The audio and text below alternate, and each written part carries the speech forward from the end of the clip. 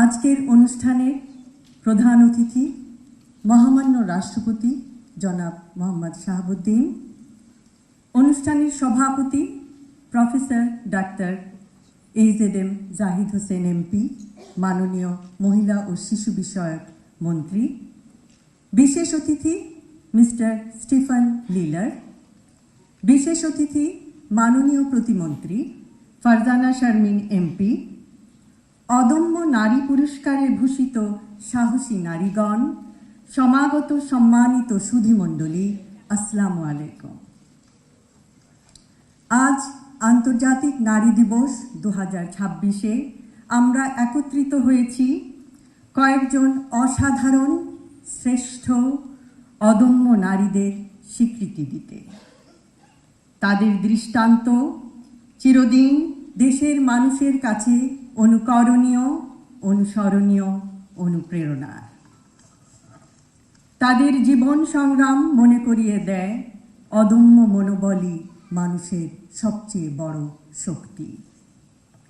আজ ভারাক্রান্ত হৃদয়ে স্মরণ করছি শহীদ রাষ্ট্রপতি জিয়াউর রহমান এবং আপোষহীন বহুদলীয় গণতন্ত্রের নেত্রী বেগম খালেদা জিয়াকে। গণতন্ত্র অগ্রগায়নের অদম্য বেগম খালেদা জিয়া, গণতন্ত্রের মা।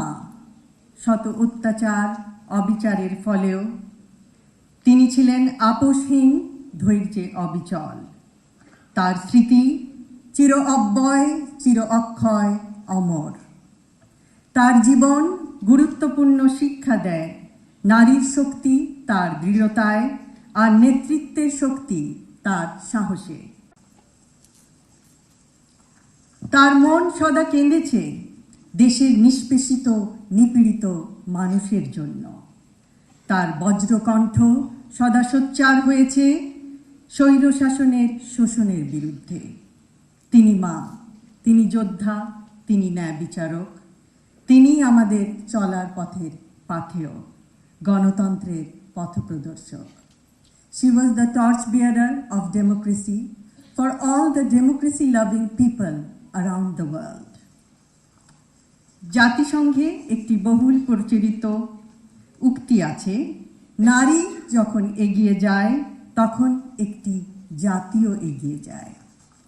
ইনশাআল্লাহ বাংলাদেশও এমন একটি দেশ হবে যেখানে প্রতিটি নারী ও কন্যা শিশু নিরাপদ, মর্যাদাবান এবং সম্ভাবনাময় উজ্জ্বল ভবিষ্যতের অধিকারী হবে।